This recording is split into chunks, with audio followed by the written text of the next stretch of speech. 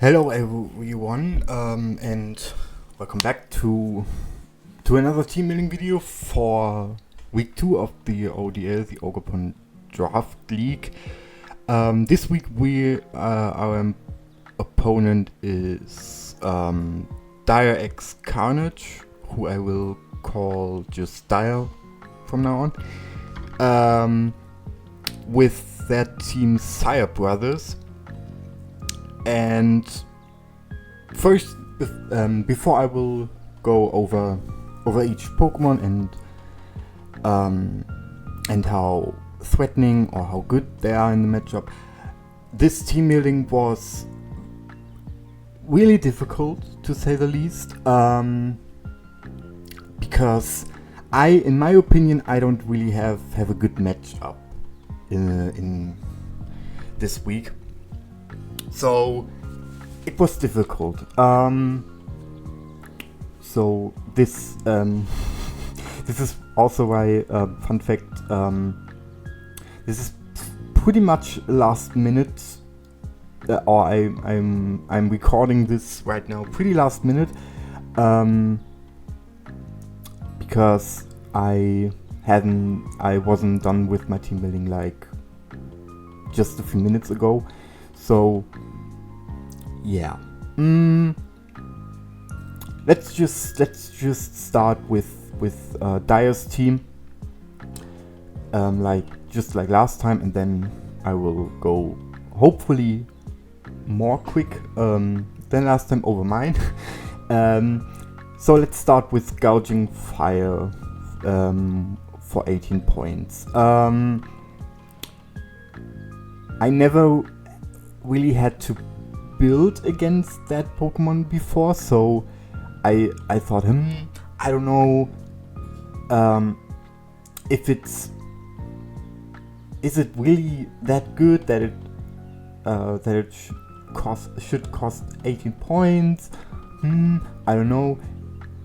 Now I know why this thing costs 18 points, because this thing, offensively speaking, is just disgusting. And I gotta say it now, I have like basically 0 checks defensively against this thing. If he managed to like get out Dragon Dance, or Sun is out, because as you already can see, he has Torkoal as well, it's basically game over for me. Like, everything gets 2-hit KO'd from Gouging Fire in the Sun. A lot of things even get 1-hit KO'd outright after Dragon Dance in the Sun. So yeah, that was a huge issue. The coverage of Flare Blitz, that's the name, and Earthquake hits basically my entire team, at least neutral, except for Flygon, and Rotom Wash, but they are getting hit pretty hard by Flare Blitz regardless. So, for example, after Dragon Dance in the Sun, like, Rotom Wash gets like 60, 70, 80%, I think. I remember that. So, yeah, and Flygon, for God's sake, doesn't really like take hits, or takes hits even worse than Rotom Wash. So, yeah, that's an issue. And the next Pokemon is also a huge problem, which is Walking Wake. Again, in the Sun, this thing does damage. Holy shit. It's not as problematic as Gouging Fire is, because I have, in fact, pretty decent checks against it, even in the Sun. For example, Specs. I have some checks. Komala, for example, is always a pretty solid check special for special offensive mons.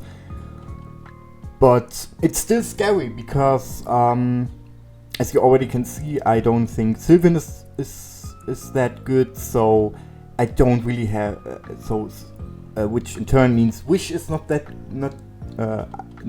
good, or my primary Wish user is not that good, so that's tricky.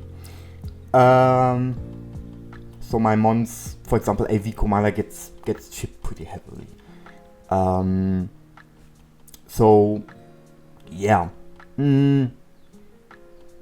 Next up is Mandibus, and Mandibus is like more orange, or the colored mark or the colored point is more orange to light red than yellow, because it walls a lot of Pokemon on my side.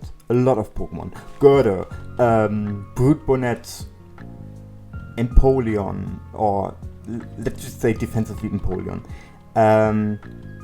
Tornadus, if I don't play like Specs Tornadus. Necrozma, except like Specs Necrozma or Setup Necrozma. So this thing takes hits really, really well. It has a great utility move pool and support move pool, like Defog, Roost, which makes this thing so annoying. U-turn, knock off, foul play for my physical offensive mons, for example for Lichen Work, because I'm not even sure if Choice Band Lichen Work like one hits that this thing safely. So yeah, Mandibus is also a huge issue, and I'm by the way almost certain that Gouging Fire, Walking Wake, and Mandibus that Dire will bring Gouging Fire, Walking Wake, and Mandibus. Like, I think he will, because they are really annoying, really dangerous, and yeah. For example, if I have Flygon on the field and he has Gouging Fire on the field, he just can switch into like Mandibus and like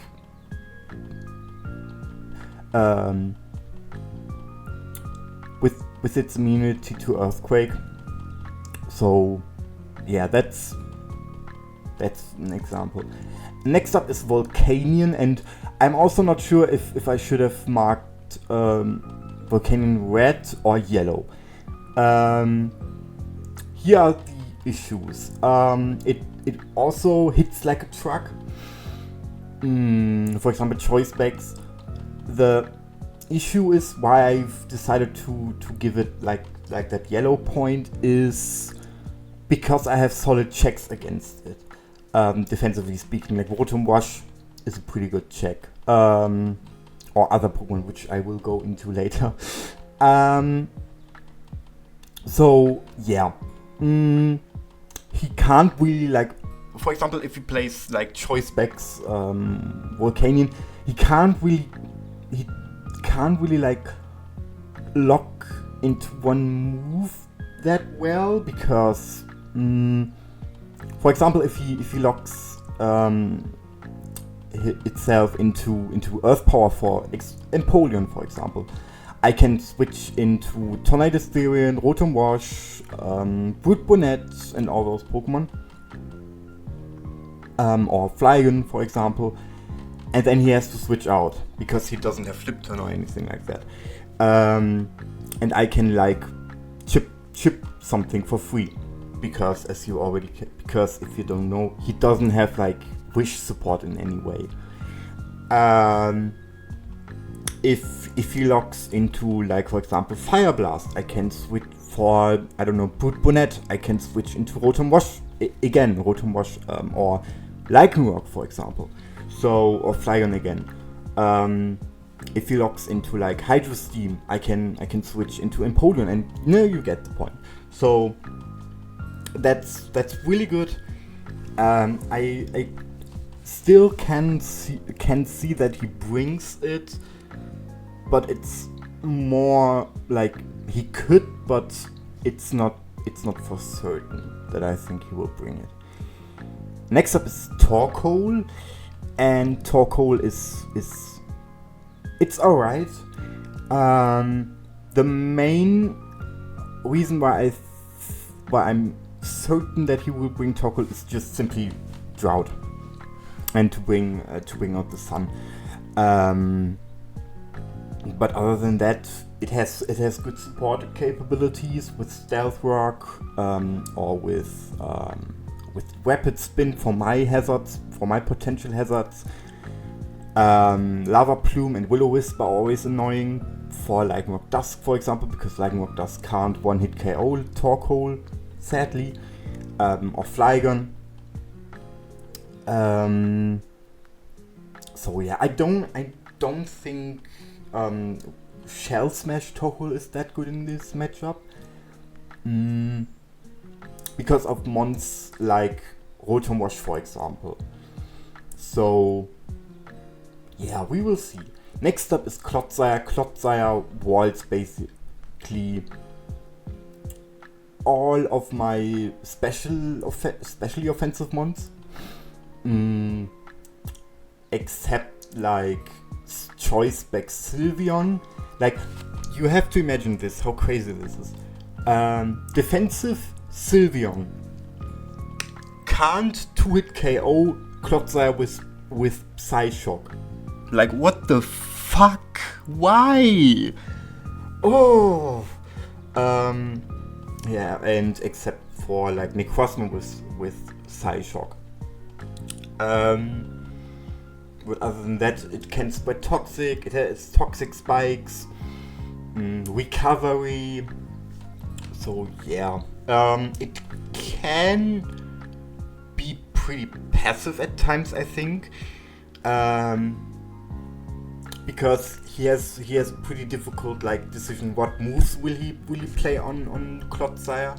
If he only plays like Earthquake, sure, he can Toxic Rotom Wash or Flygon, for example, but I can always switch into them if they are already toxic, poisoned, or have any other status. So yeah, or Tornadus, for example. I mean, sure, Tornadus does jack shit to Clotsire in return, but I can click Knock Off. I can like click Black. I don't know how his new signature move is called right now. But yeah, sure, he can recover it, but he has only like 8 recover PP. So yeah, that's like, I think, a huge issue with Clotsire. Next up is Rotom-Mow, and Rotom-Mow is, in my opinion, besides maybe Volcanion, but nah, not really. It's his best like option for a Choice Scarfer if he really wants to bring a Pokemon with Choice Scarf, because it's good against some of my fastest Pokemon like Tornadus, like Lycanroc. Rotom Wash does nothing against it, and I'm forced to switch out. He can trick its Scarf to, for example, defensive Sylveon or Empoleon or Komala or anything like that. So yeah, it has some roadblocks or some walls which can handle it, like Brute Bonnet, for example, or Komala. But other than that, it's pretty dangerous. He can also like just don't play Scarf and play like or balance, I should say, Rotom-Mow with like Will-O-Wisp, Pain Split, Volt Switch for momentum and stuff like that. So yeah. Next up is Galarian Articuno, and Galarian Articuno could get dangerous. The problem with Galarian Articuno is it requires setup. Because if it doesn't have setup, like Empoleon, for example, walls it. Sylveon is an issue. Excuse me. Komala is an issue, and so on. But it can get set up against some of those Pokemon, like for example Empoleon. Komala is annoying to Articuno with knockoff, for example, or Ice Spinner, but other than that, it can like set up in its face most of the time, especially if it already lost its item. So yeah, that's an issue. Next up is Golurk. The benefit of Golurk, at least to me, is it's slow. It's really slow. So most of my team outspeeds it naturally. But other than that, this thing is also a huge offensive threat for me, because Earthquake and Poltergeist hits on its own. Most of my, I think even all of my entire team, all 11 Pokemon, at least neutral. So that's an issue. Sure, I can switch into, for example, Earthquake, Rotom Wash, or into Poltergeist, Brute Bonnet, or Komala. But if he doesn't like place Choice Band, then yeah, no, you get the point. And even without Choice Band, it does huge amounts of damage. It's not that unbulky. So I have issues, especially under the sun with Rotom Wash and its Hydro Pump, problems to like break through it efficiently. So yeah, Golurk is also a problem, and it's kind of likely that he will also bring it. Next up is Graphii, or Graphii, I think. I'm not really sure. I gave it a yellow point because, let's be honest, I never really had to build against it, and I don't know. He could bring it. It could be annoying, but yeah, it's there. It has a few issues. Necrozma. It doesn't really have anything good against Empoleon. Flygon is an issue. He could play Switcheroo, for example. Parting Shot is again always annoying, but I doubt that he will bring it if he's scared of Empoleon in any way, because of competitive. So yeah, I'm not sure. Next up is Bruxish, which I'm a huge fan of.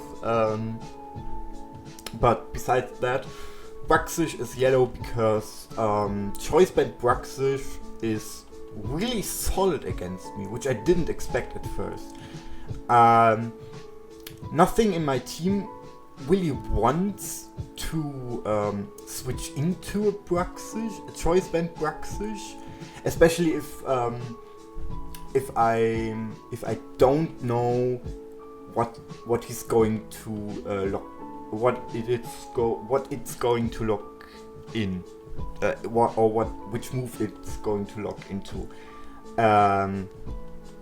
Because Wave Crash, because I can like switch into Empoleon or Rotom Wash if it's locks itself into Wave Crash or Brute Bonnet, Psyfang Brute Bonnet exactly, but but if it locks itself into Ice Fang, for example, and I switch into Brute Bonnet, then I have an issue, because Brute Bonnet gets a lot of damage, really good amount of damage. I think it's, or I'm pretty sure it's to it. So then I have to switch out, and then another Pokemon gets shipped, and so on. You get the point. So yeah, he could bring it. I'm not really sure if he really does, but if he does, then yeah, I have to be like pretty cautiously, and yeah. Next up is Arbok, and Arbok in in retrospective, I could have like gave it a yellow point, because the combination of Gunk Shot and Earthquake is always annoying. Because except for Flygon, for example, Intimidate is always good. Sucker Punch is always good. He could play like a crazy set with Dragon Scale.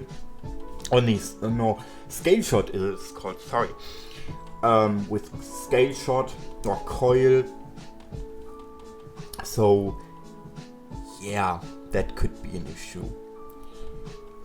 So overall, a really strong team, especially offensively. Like, holy shit, this team does damage. This team does a lot of damage. If I remember, I should now play that flex tape guy who says that's a lot of damage. I don't know, we will see. So yeah, let's go over my team now quickly, I hope, shall we? First of all, Tornadus. The main reason why Tornadus is solid in this matchup is simply Dire has no flying resistance, which is great because Specs Tornadus, for example, becomes a lot more viable because I can click that signature move of Tornadus. I don't know what it's called right now, but I can click it for days and he doesn't really have a switch in. But other than that,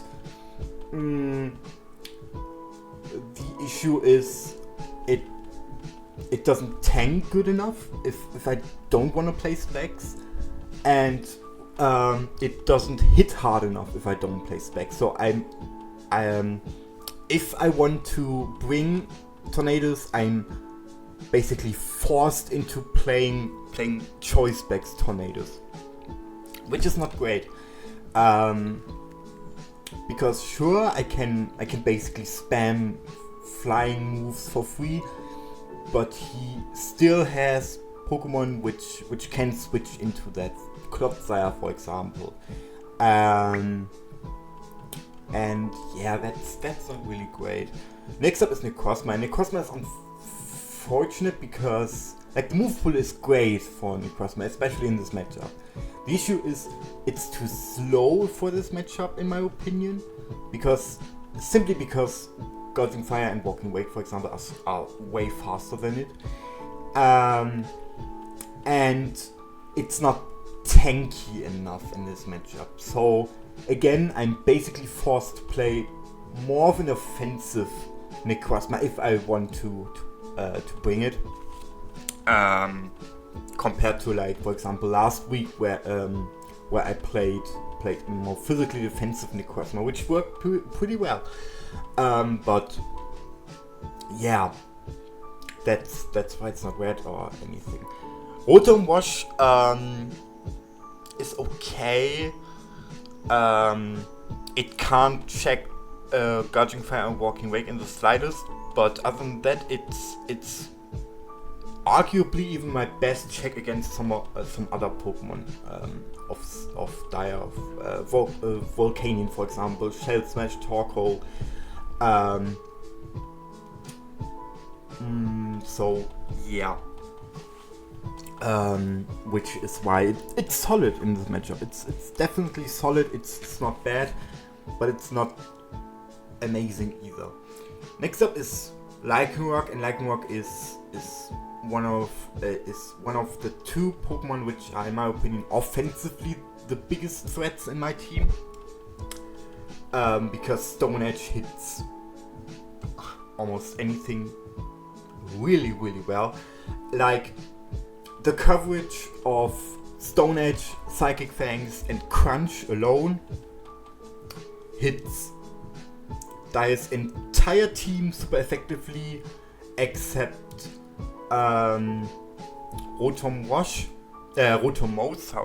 and Walking Wake. And both don't really want to switch into Stone Edge, because they get, I think, even 2-hit KO'd.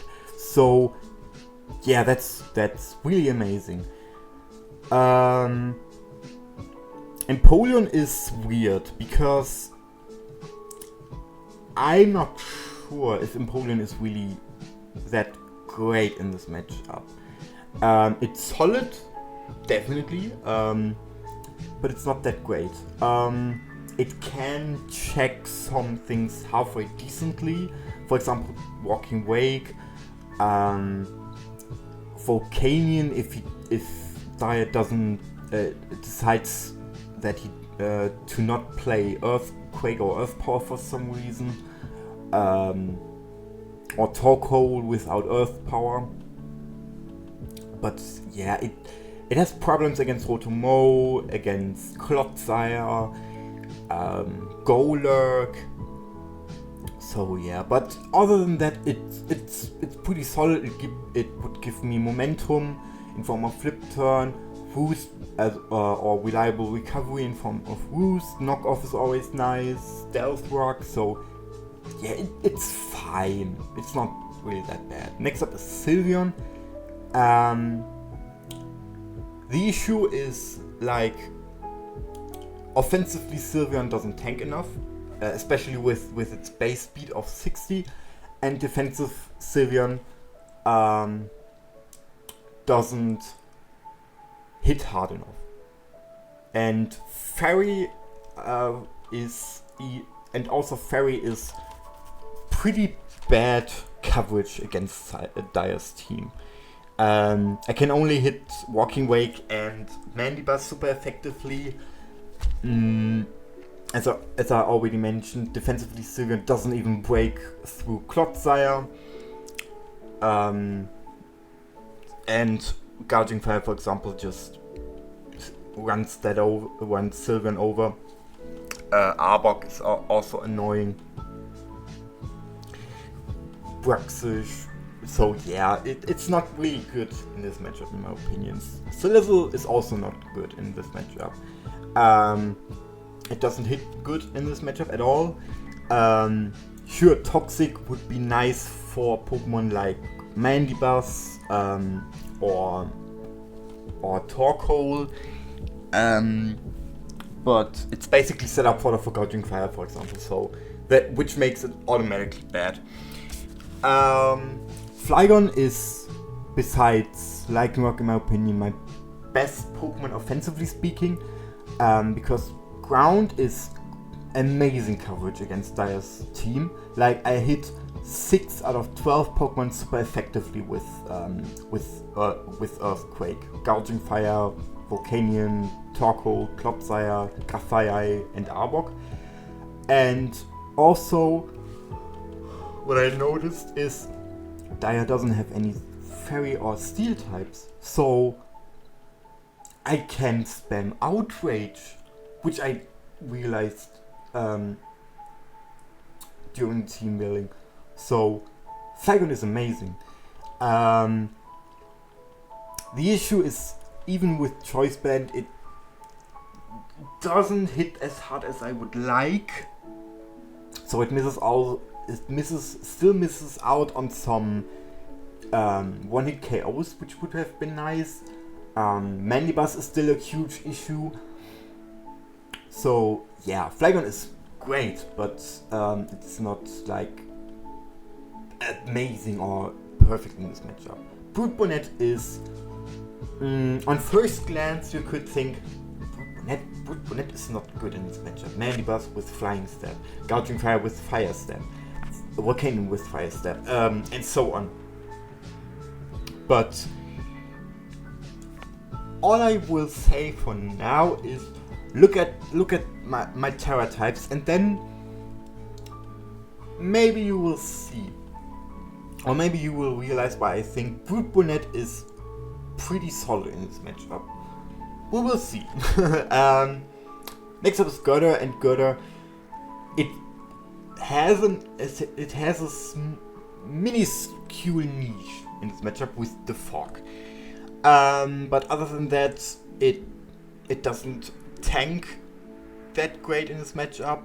I have pretty bad for move slot syndrome, as I love to call it, because I can't really like hit the Dire's team overall good with if I want to have like Drain Punch, Mach Punch, and Defog, for example, on Girder, because I would like to have Stone Edge for Gouging Fire and all his rock weaknesses. I would love to have Ice Punch for Rotomo, for Articuno, for Golok. Knockoff would be also great, and I can't really build a good set with it in this matchup. So which is why I marked it green. And Kumala's marking is more green, or it's like almost green. Because the only solid niche of Kumala is its rapid spin, the fact that Dire has only one ghost normal resistance, / immunity, and that it can take hits specially defensively. That's it. And I think for Walking Wake, and I think overall, I have other checks for Walking Wake, for example, which are overall better in this matchup. So yeah, pretty tricky matchup overall, I would say. And so what was my thinking process, I think it's called, when I start to build my team. What I realized first was I have to build more offensively, because I have to combat fire with fire, because if I build more defensively, I'm scared. I'm really scared of Gouging Fire, especially because he can just easily set up Dragon Dance and then I'm dead. That's it. But if I also build too offensively, then I have issues, and I have to find a good balance between solid defensive checks, or ones that are solid defensive checks, yes, and good breaking offensive. So yeah, and now we will make a quick cut, and I will see you again on Showdown. Alright, so here we are on Showdown, and the first Pokemon you see is Lycanroc Dusk. Because obviously I again bring Lycanroc Dusk. This time with Life Orb, simply because spoiler alert, I play another Choice Band user. So, and also in my opinion, the ability to switch moves with Lycanroc Dusk could be pretty important. Just to, for example, hit Bruxish with a Crunch instead of a Stone Edge, or hit Clotsire. If he switches Clotsire into Stone Edge, then I can switch to Psychic Fangs and do really good damage. So yeah, that's Lycanroc. The investment is also really simple. I play enough speed that I'm outspeeding Walking Wake with 109 base speed. Lycanroc Dusk has, as you see, 110 base speeds, and I could play 248 in speed and play 8 EVs in defense or special defense. But in case we play last time at level 50, I still want to outspeed it, and that's why I've decided to play 252 to be safe, to safely outspeed it outside of the sun. So yeah, that's Lycanroc. It's pretty simple. It's pretty again, but it's good in this matchup with this set. It's really good. Next up is my choice band user, Flygon. As I already said, Flygon is really good in this matchup. Earthquake and Outrage are perfect coverage as it is. Stone Edge, I play Stone Edge for Mandibus, for example, but I'm not sure how much Stone Edge does to Mandibus right now, but it should do more than Outrage. So yeah, I'm Speed Creep to outspeed again Walking Wake, and yeah, full attack investment, and I play the rest just in HP and 4 in defense. And also Choice Band U-turn is also really nice. Next up is my check against Walking Wake, as a matter of fact, and that's Brute Bonnet, funnily enough. Why is that? Well, you see Terra type water, and that's really important because that also makes it like a really good check against Volcanion. I don't take as much damage from Gouging Fire, for example, and it's overall bulky enough that it can take hits pretty solid. I play enough attack investment to when it KO Walking Wake with Outrage in the sun, or even out without sun, I'm not sure right now, but yeah, it's for Walking Wake. Crunch, because Grass Step sucks in this matchup again, so yeah, Crunch, which also hits Galarian Articuno, Golurk, and Bruxish super effectively. Outrage, because again, no dragon resistance / immunity. Stomping Tantrum for his fire and ground types, and Sucker Punch for priority. And I've also decided to bring Brute Bonnet simply because I can I also can abuse like Sun, because I get an attack boost under it, which lets me hit some damage thresholds, like some twig KOs. So yeah, Brute Bonnet is my AV user of choice this week.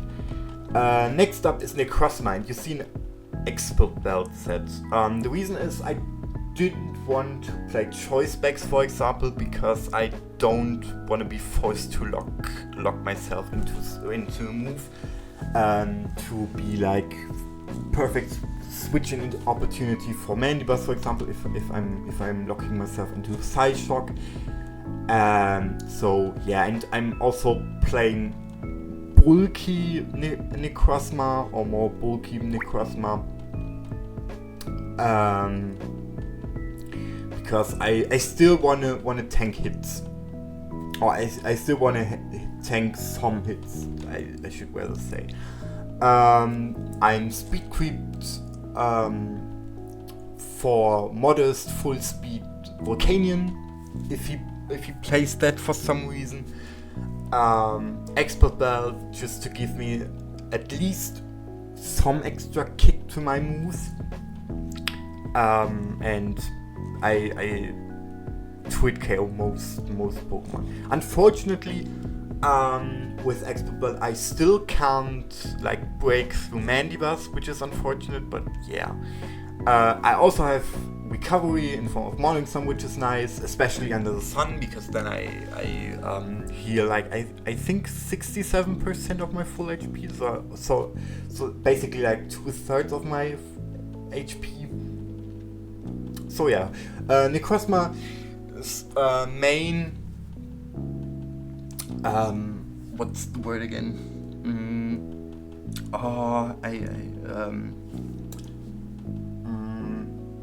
Sorry, I can't remember the word right now.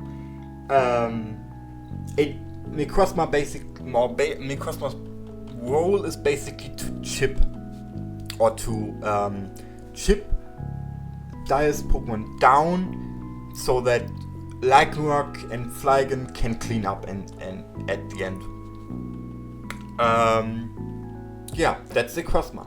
Next up, it gets a bit more defensively with Rotom Wash, which is basically full almost full physically defensive. I'm not sure right now because I'm sorry. I built this Rotom Wash like a few days ago, so I'm not. I can't remember right now why I'm playing that amount of special attack and special defense, but it has a reason. I'm sure. Yeah, Discharge, Hydro Pump, Pain Split, and Volt Switch are pretty much self-explanatory. I played Discharge over Thunderbolt because of the 30% paralysis chance, which could be become vital or important. Hydro Pump for Torkoal, for Gouging Fire, for Klotzer, and so on. And Pain Split because it's my only way of or my only like reliable quote-unquote recovery for Rotom Wash, because spoiler, I don't bring Sylveon. So yeah, that's the reason why I play Pain Split.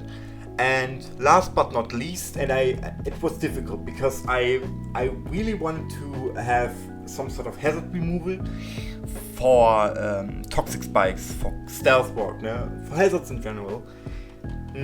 But I didn't really manage to build like a good set with both with Komala and Goda, which is why I play Empoleon with the Sugar Berry. It was in the end a hard decision if I wanted to play leftovers on Rotom Wash or on Empoleon, because remember we have an item clause. So yeah, that's why I play the Sugar Berry on Empoleon to tank safe or more safely an Earth Power from Volcanion, for example, Surf, Earthquake, Roost, and Flip Turn with a sassy nature to not lower my physical attack, because Earthquake is like the best option or coverage option I have for Volcanion, because it does like 30 to 40%, which is nothing to scoff at. And Surf because unfortunately Empoleon lost Scald in this generation. Boost for recovery, and Flip Turn simply because I desperately needed some more momentum, which is also why I decided to bring Rotom Wash in the end, simply or mostly because of Volt Switch. Yeah, I think it's special defensive really well. Overall, the 60 special attack are just to give Surf more damage, which doesn't like really matter. But yeah, it could be important. We will see. So yeah, that's my team. Again, just quickly, Lycanroc Dusk with Life Orb, Flygon with Choice Band, Woodbonnet with Assault Vest, Necrozma with Expert Belt, and Rotom Wash with Leftovers, and Empoleon with the Sugar Berry, and competitive. Yeah, if you like that, I think it should have been like faster than last video, because last team building video was a bit too long, I think. So yeah, if you like that, leave a like, I don't know, subscribe, leave a comment, and I will see you in the next video, which should be the fight of week 2. So yeah, see you, bye.